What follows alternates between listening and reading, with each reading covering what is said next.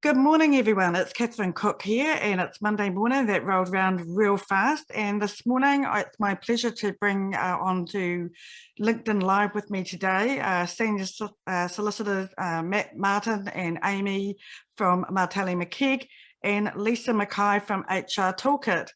Navigating the path of HR and health and safety is still proving to be extremely taxing on both the employers and the employees. The levels might be changing, but Delta is leaving a sting in its havoc. This morning, I was actually just having a look around in the news and reminded myself of a situation where obviously the ERA had to get involved with the nurses and the DHB and the union to get together with an urgent meeting to talk about obviously the situation of visitors in the hospital. As things are moving through quite rapidly, there are certain policies that haven't been addressed that were causing the nurses some concerns around their safety. So I'm going to start firstly with you, Aimee. What are some of the on-point situations that are happening with you out there with employers and employees around HR, health and safety, legal, you name it? Yeah, thanks, Catherine. So obviously there's a lot of uncertainty right now. You're right, things are changing really, really quickly, and employers are having to grapple with how to keep their staff safe, how to manage their communications and their interactions with their clients who may be, particularly vulnerable in some circumstances. And there's just a lot of questions about what can I do and what can't I do? And obviously it's a novel situation. We don't have the case law there, so we have to really bring it back to first principles. Obviously, you have the Health and Safety at Work Act, which creates obligations to ensure the safety of staff and also customers and clients that you're interacting with. And then overlaid with that, we have the health orders that are directives from the government, which kind of set criteria about minimum distancing, numbers of people in particular venues. So all these things are really, really key. And obviously there's a huge vaccine push right now, and people are wanting to know, can they require their staff to be vaccinated, and what to do if people are unwilling or hesitant. So these are really, really topical issues. Clients are raising them daily. That's all throughout the media. So yeah, that's definitely seems to be the key area of concern for people right now. Thanks, Aimee. And Lisa, I'm going to cross over to you. Like we were talking the other day specifically about the health orders and, people's reservations and hesitation in terms of not wanting to be tested. These health orders aren't governed by employers, they're governed by the government. And therefore, as employers, they've got laws that they need to comply with. So you're dealing with the on the ground, as I am too, and navigating, navigating a whole raft of objections as to why I should be tested at the border or not. What's your thoughts on that? Well, certainly it's causing a lot of concern for a lot of employers, and those public health orders, they do hold significant fines and prison terms for breaching, for failing to keep records, for failing to get people tested in accordance with the rules. But these are rules that are really being foisted on employers, and they're then having to run to keep up. I know that Martelli McKegg are also doing a Q&A session around the no jab, no job policies and what's happening, and as are we doing one later on this week. In fact, I think we're doing them at the same time. But this is one where we've got a little bit of an opportunity to be ahead of the game. So I'm not going to go into that in huge detail, but mask wearing, compulsory mask wearing, compulsory testing at the borders. These are really hard things for employers to grapple with, because they've got the public health order says you will. Then you've got the Employment Relations Act, which says you will consult before making changes. And it's an interesting dichotomy. As somebody who did my training in the UK in employment law, this was a fairly common thing, that you had conflicting legislation. We haven't really had it so much here in New Zealand before, but it's a hard one to grapple with, and the best advice I can give to people is talk to your staff, keep the communication open and get their input and buy-in. And Matt, we were talking before we came on, and Lisa's just raised a really valid concern. You've got employers that are running to keep up, and they've got questions being asked of them from their employees that they don't even know the answer because they're still running to try and keep up. So Matt, you were talking before we came on really about how to deal with these situations from your perspective. Do you want to just tell the viewers about what we were talking about? Yeah, sure. And yeah, really picking up from Lisa's point about the fact that all of these factors are being, foisted on employers, and they are running to keep up. It is a constantly changing situation. How do you respond to COVID and everything that comes with it? And really picking up also Aimee's point about, sticking to first principles when it comes to how you deal with this as an employer.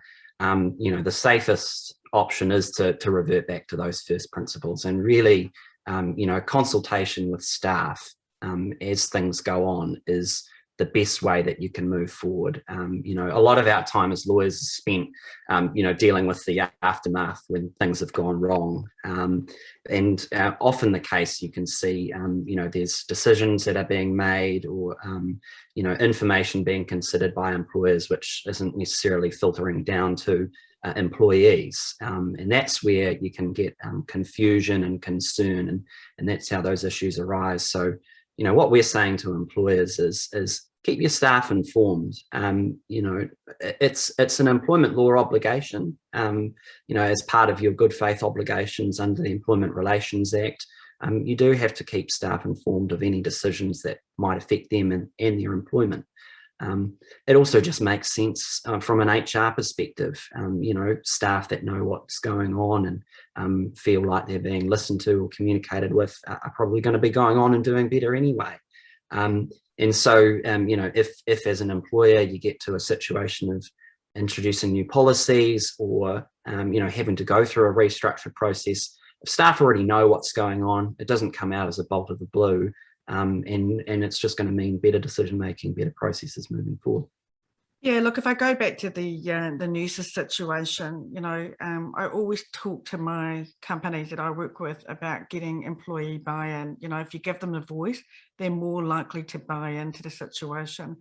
Clearly, when you're enforcing policies on them, even at DHB level, people are obviously up in arms because they don't feel like they got the buy-in or they had the voice to be heard. So a lot of the conflict really comes around from, I know we're running to keep up, but maybe we need to stop and pause and reflect before we actually implement something and look at the wider reaching effect on that. I want to kind of just move away from what we're talking about, and a problem that I'm facing quite a lot now is the government's got my wage subsidy, but they're not paying me the full amount. And I was sick, but I don't have sick leave, but I want my wage subsidy.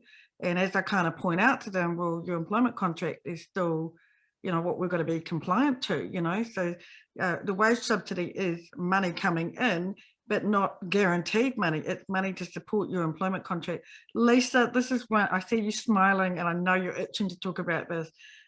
This is the problem we're facing all the time, isn't it? So talk me through normalizing contract employment agreements apply and why. Okay, I'm going to caveat this with the fact that there is no case law that is definitive around this point. It is a very unknown territory. What we have had indicated is that what you're entitled to under the wage subsidy is what you would normally receive if the wage subsidy thing didn't exist. So, taking it back to those first principles, if you're on sick leave and you don't have any sick leave entitlement, therefore there is a clear sort of principle to say that under normal circumstances you would not receive pay. Now, if you are off sick as a result of COVID, so you're having to isolate, that's a different situation. But just somebody who's generally off sick,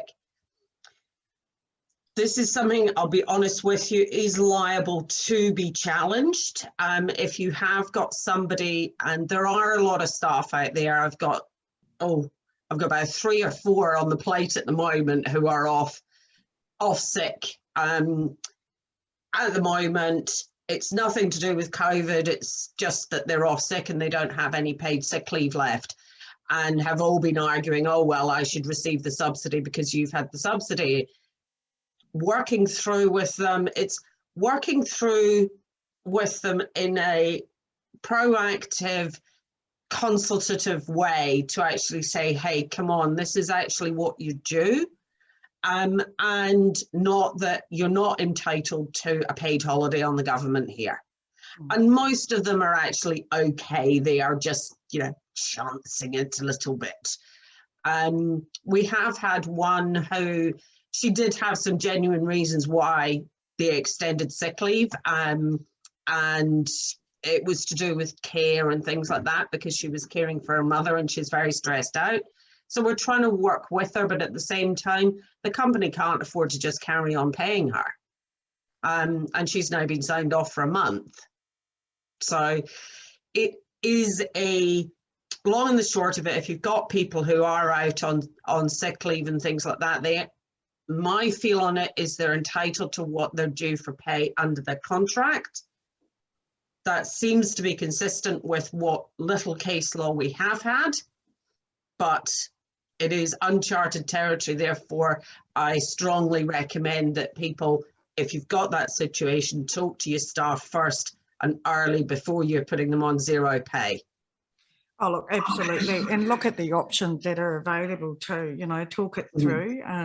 I guess the sad thing about this is the lack of education around it. So we're going to give business owners a wage subsidy, but it would have been good to give a narrative around it, to get advisors on board to talk around why that wage subsidy is there, just to help employers. So, Aimee, can I just add a bit there to that? One of the issues that came about when the wage subsidy first came out, like way back last year, there was narrative that said that money belonged to the individuals.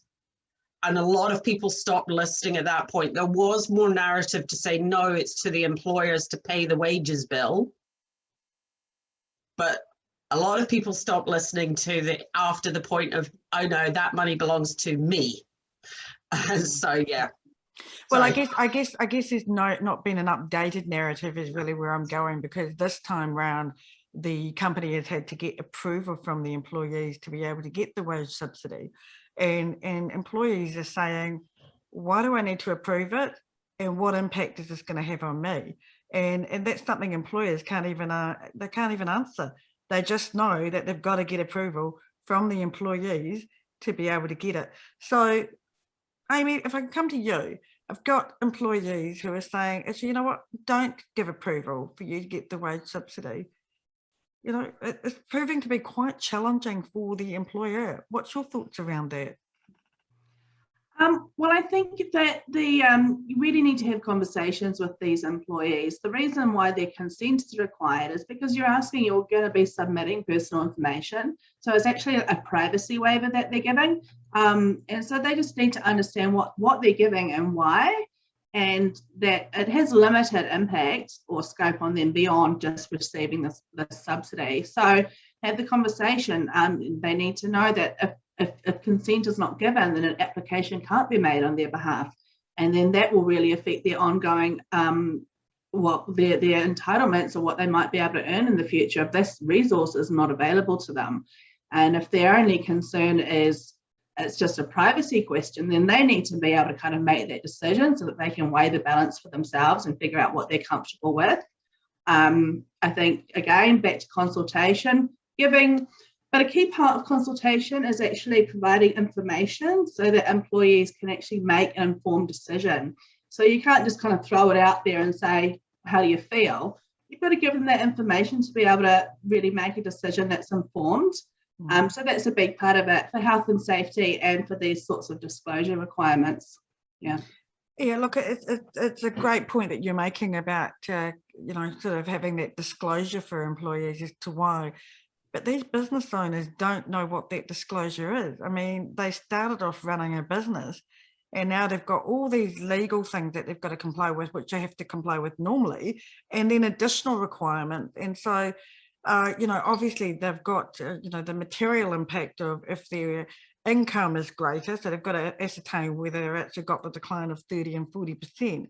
But then they've been told, oh, and by the way, you've got to get employee approval. And there's really not been the narrative that you're talking about being around the privacy waiver. I personally, I've not seen that. I'm open to being told where to go. But if I don't know where it is, I can guarantee most of my company owners don't know where to go. And it might sound like it's common sense, but when you're in thick in the weeds and you're trying to actually just get to the other side of the lake and get everyone across safely, it makes it really, really hard. Matt, what are your thoughts around that? Yeah, I mean, first thing I'd say, it's a bloody tough time to be in business, isn't it? And a lot of SMEs in particular, owner operators, that they're finding it really, really tough. So we see that day in, day out. And you have things like this where you go, well, there's a resource available to businesses to help pay the wage bill. And go, okay, well, this is a process we have to go through, fill in the forms.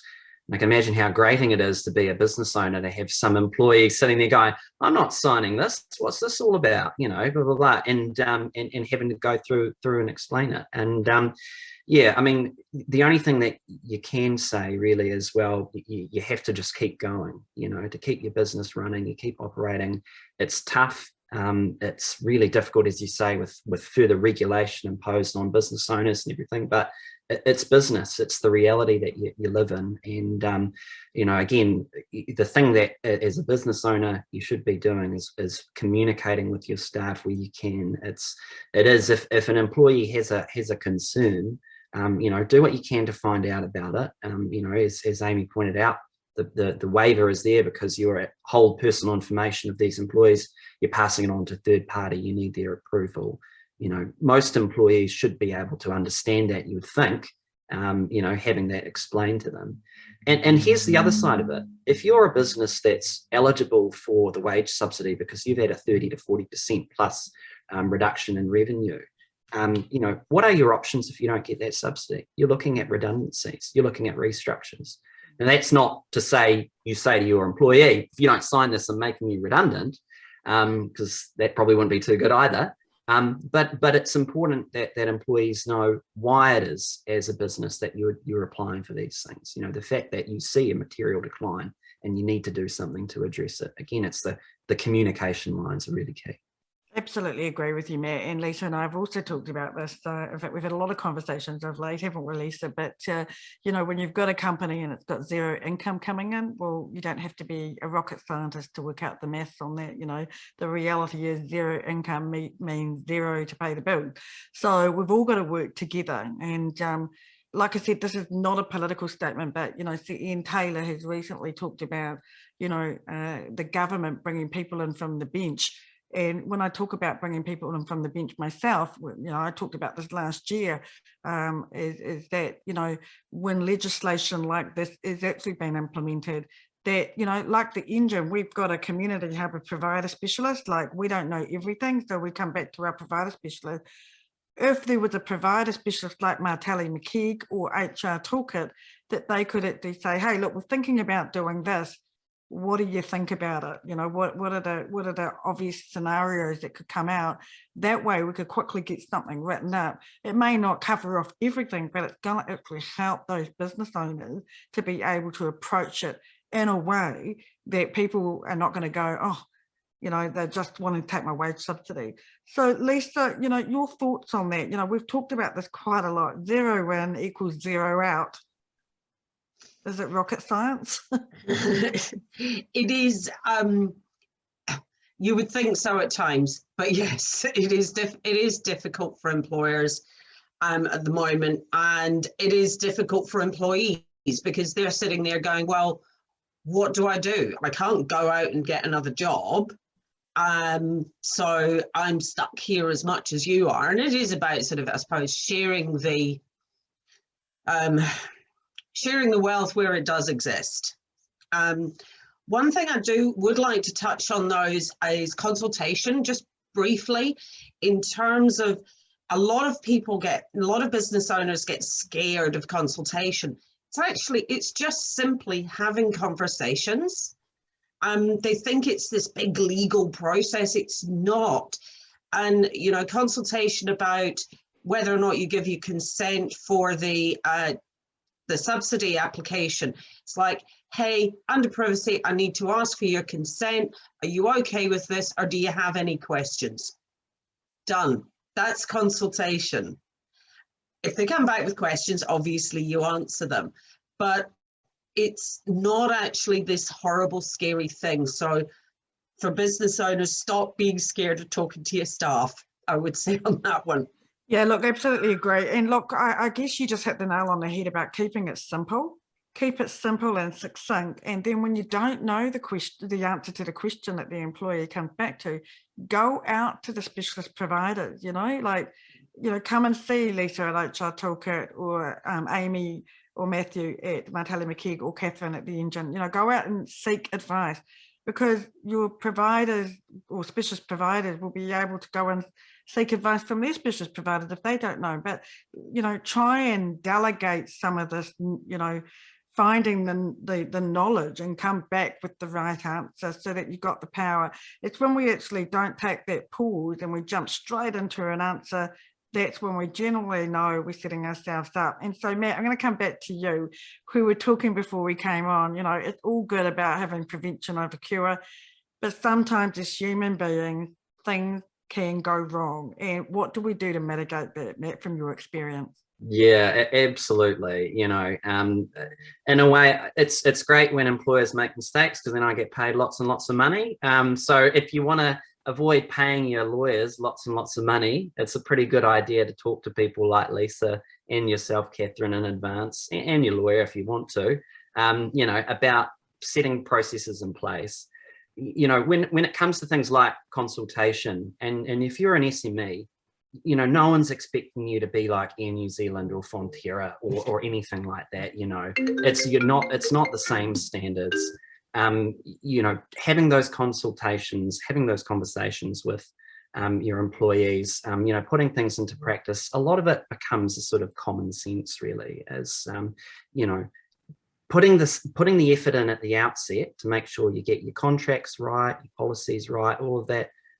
You know, it's prevention over cure, and really, if you can do that and identify those things every now and then, it makes a world of difference.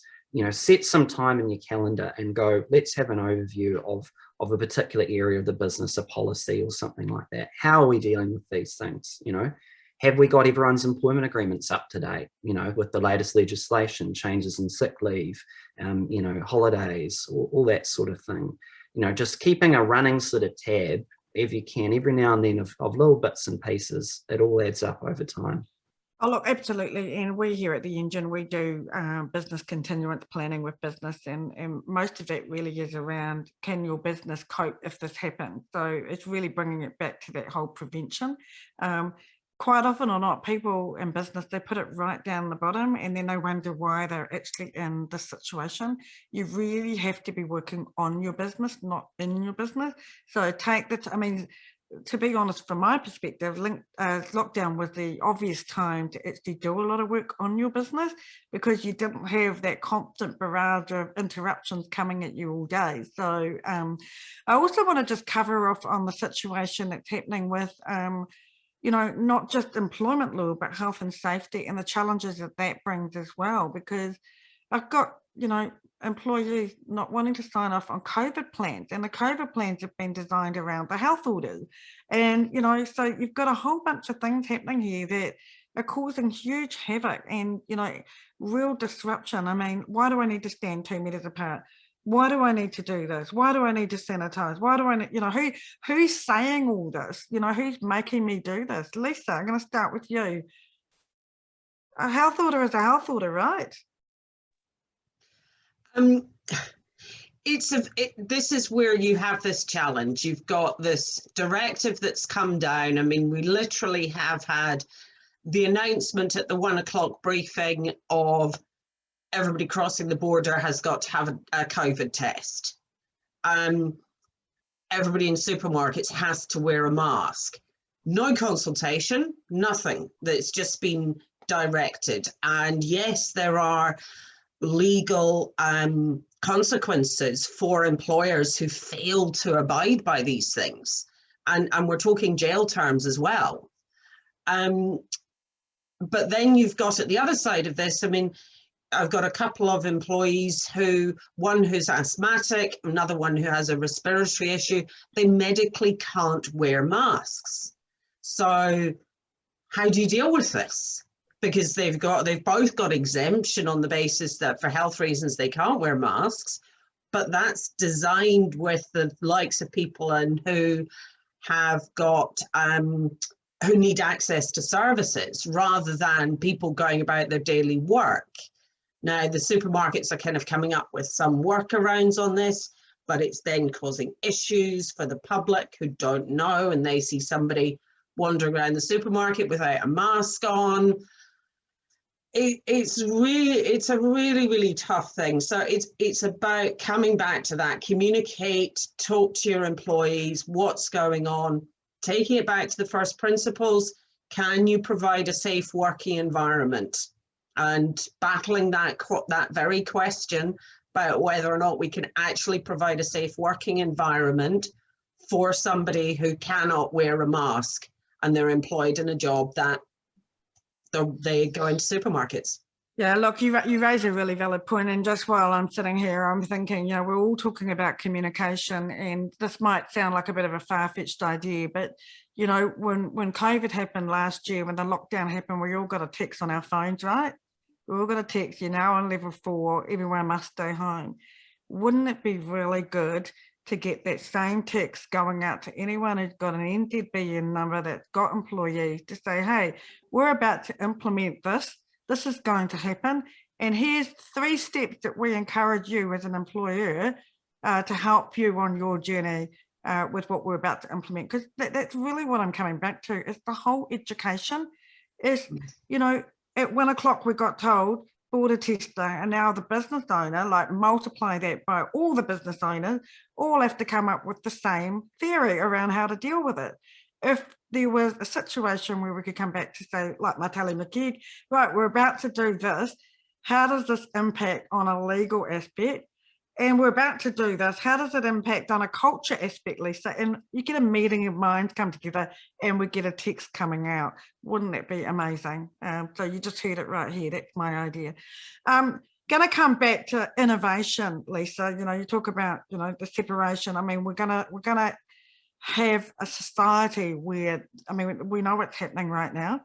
You know, there's been a whole political fiasco sort of blow up over the weekend over something John Key said about, you know, the kingdom of hermits.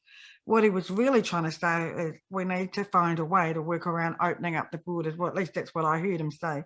You know, he talks about obviously his daughter over in, I think it was Paris, and went to go to a concert, and she can't go to a concert unless she's got a vaccine.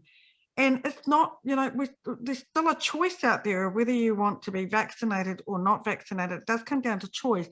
But we also have to accept, if we don't want to take the vaccine, that it's going to come with some consequences of not being able to have the freedom to be able to do what we want to do.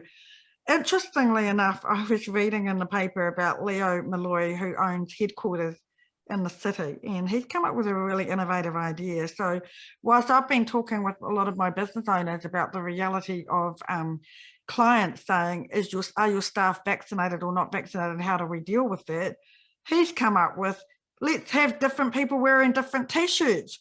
So if you're vaccinated, you wear yellow, and if you're not vaccinated, wear black. And Matt, I'm going to start with you because you're smiling, and I know it's your dig. So talk me through your thoughts around separating people out, because whilst it might sound good, and it'll be really good if Leo's got buy-in from his staff to do that, but what if he woke up with his idea, went to the media, and there was no buy-in? Well, that's the risk you run. I personally think they should all differentiate staff by beards, a la my lockdown beard. I think that would be a really good way you know, can you grow a lockdown bed, you get your vaccine, whatever, something along those lines. Yeah, it's really interesting, you know, how employers are responding to these kinds of issues, and you know, something like separating staff out, having staff, you know, maybe there's staff. Another example might be if there's staff that are immunocompromised, and you know that as an employer, and then what plays in there are your health and safety obligations. If you know something about your employees, you know, what are your responsibilities when it comes to helping facilitate that in the workplace?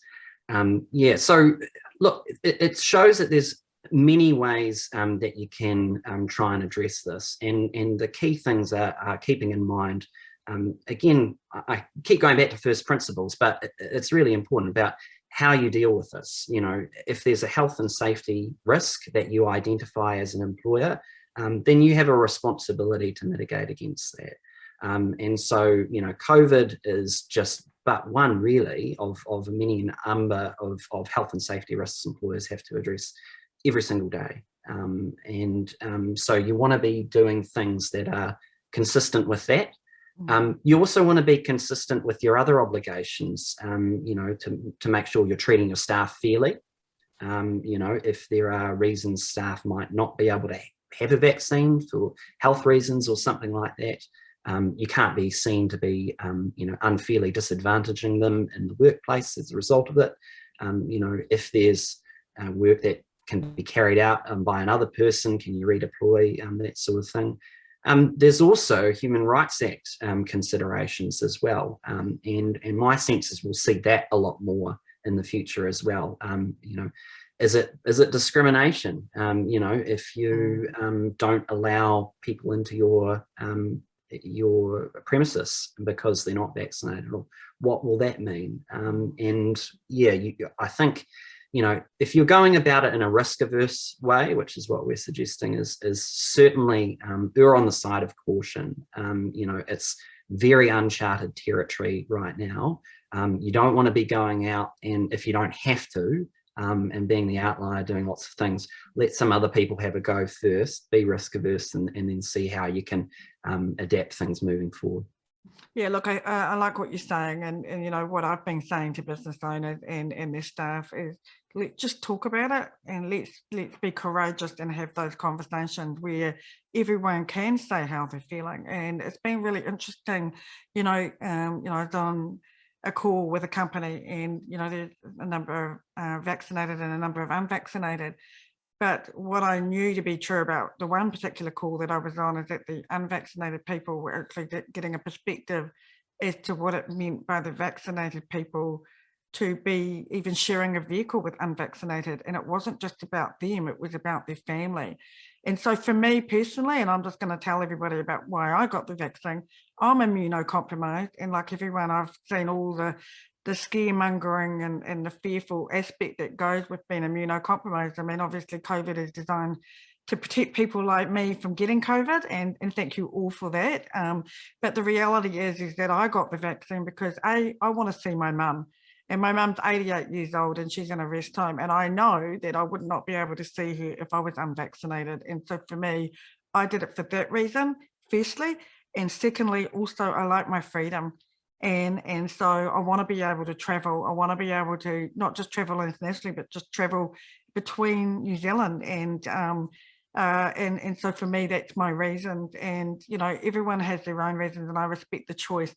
But at the same time, we've also got to actually understand that that choice will come with consequences for various things to do with work, to do with how clients perceive you, and who they will allow or not allow on their premises, as in with employees if they don't want to share a vehicle with somebody. But as I pointed out to this particular company, by not sharing a car with an unvaccinated person was not enough of a reason, is that we had to find a way to work around it. And that possibly could mean dividers in the car. It could possibly mean, more sanitization of the vehicle. Is there a way that we could come up with solutions? And we did. We came up with a whole raft of solutions. And like I said, when it comes down to buy-in, you get more people on board. Aimee, I'm going to come to you. We were also talking before we came on here, not just about Leo, but you know, the incentivization of money. You know, there's $100 on the table if you get a vaccine. Personally, I don't like that idea. I don't think it should be about the money, and when it's about the money, it's a bit of a sad story, but that's my own personal opinion. What are your thoughts around incentivizing people to get the vaccine? I'm perfectly okay with it, to be honest. There are a whole number of reasons why someone might not be vaccinated at this point.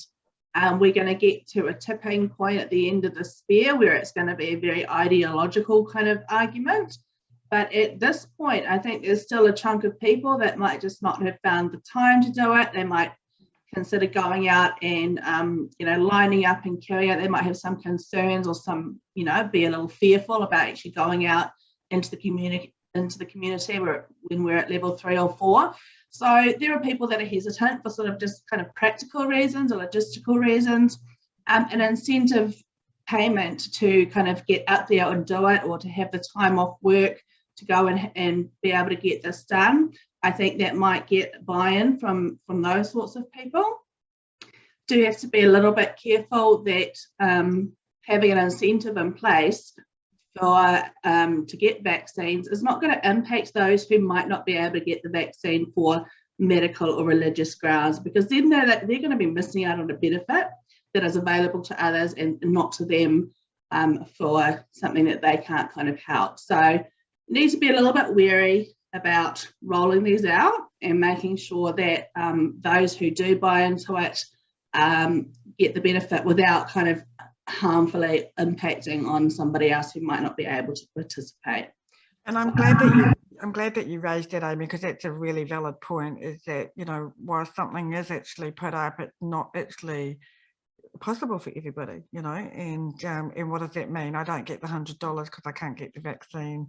And also the other theory is, what if I get the vaccine and something, you know, I you know, doesn't go well, you know, I got the vaccine for $100. So, but look, why don't we wrap this up? I'm going to actually just ask you all for a wee tip, a one-sentence tip, starting with you, Matt. It might be about how to come and see you, or what people need to do, but what's your one tip for business owners right now? Yeah, I think the theme of today's talk has been consultation. So my takeaway is talk to your staff, and I'm going to steal your line and say, you know, don't be afraid to have those conversations. You know, talking to them, letting them know what's happening. It's really hard to go wrong. Where things can go wrong is if you're not talking, and then things spiral. And yeah, and you can, there's always advisors you can talk to before you have those conversations. All of us, all available, working remotely, beardless or not, you know, phone, email, whatever, it's all good. I don't think we've got one that's obvious, but anyway. Aimee, what about you? What's your top tip of the day? I guess mine would be for business owners. Every business owner should be carrying out a risk assessment for their particular business. Look at what your needs are, where the areas of risk are, and then try and formulate a plan and talk about your staff. So you're actually dealing with practical, real issues, and then you can kind of find a practical and real solution. And yes, absolutely, seek advice, talk to friends, talk to advisors. You're not alone, everybody's going through this, and just let's pull that collective knowledge and help everyone along. And Lisa, I'm not going to ask you to give a tip for employers. I'm going to ask you to give a tip for employees, because there will be employees also watching this. So what's your top tip for an employee right now? Top tip for an employee is to have the discussions, be articulate about why you've got concerns. I've had several clients who have gone out and surveyed their staff. Actually, for the most part, people are on board with companies, you know, following these rules. They're not actually objecting. There are a few who are objecting, and objecting loudly, but for those people is engage in the conversation. Don't, as an employee, don't just put up your hands and resist. So two-way conversation. That's great, Lisa. I really appreciate it. And for those of you who are watching this and got to the end of 45 minutes, my top tip is put a filter in place. when you've got a filter in place and you've got advisors that are acting for you, you can get on and do the things that you need to do in your business. So if you are struggling right now, and let's face it, there's a lot of leaders out there that are struggling with burnout. We're all tired. We've, you know, these people, especially us, you know, we haven't stopped working. We've continued to work, some of us 7 days a week. Make sure you get that filter to get that perspective. That would be my advice. I want to thank you all again for coming on and taking time out of your busy day to come on and talk to everybody and provide some sound advice. So again, any questions, any queries, reach out to Matt or Aimee at Martelli McKegg, and Lisa at HR Toolkit. And if you forget that, contact Catherine at the Engine and I'll put you in touch with the right people. Thanks and have a great week, everybody. See you later, guys.